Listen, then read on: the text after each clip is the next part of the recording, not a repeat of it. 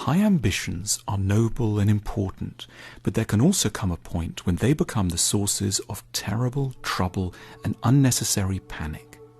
One way of undercutting our perfectionist impulses was pioneered by a British psychoanalyst called Donald Winnicott in the 1950s. Winnicott specialized in relationships between parents and children. In his clinical practice, he often met with parents who felt like failures, perhaps because their children hadn't got into the best schools, or because there were sometimes arguments around the dinner table, or the house wasn't always completely tidy.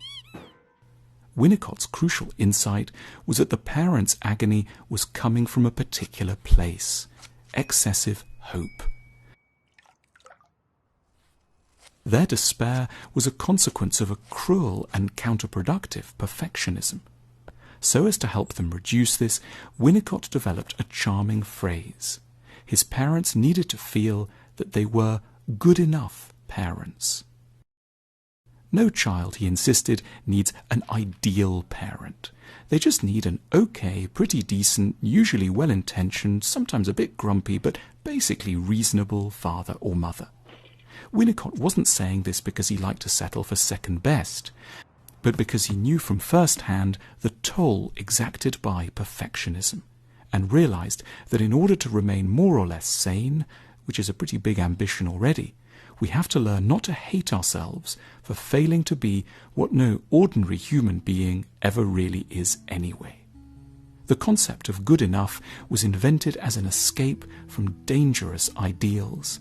It began in relation to parenthood, but it can actually be applied across life more generally, especially around work and love.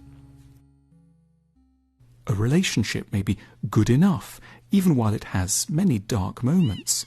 Perhaps at times there's little sex and a lot of heavy arguments. Maybe there are big areas of loneliness and non-communication. Yet none of this should lead us to feel freakish or unnaturally unlucky. It can be good enough. Similarly, a good enough job will be very boring at some points. It won't perfectly utilize all our merits, we won't earn a fortune, but we may make some real friends, have times of genuine excitement, and finish many days tired, but with a sense of true accomplishment. It takes a good deal of bravery and skill to keep even a very ordinary life going. To persevere through the challenges of love, work, and children is quietly heroic.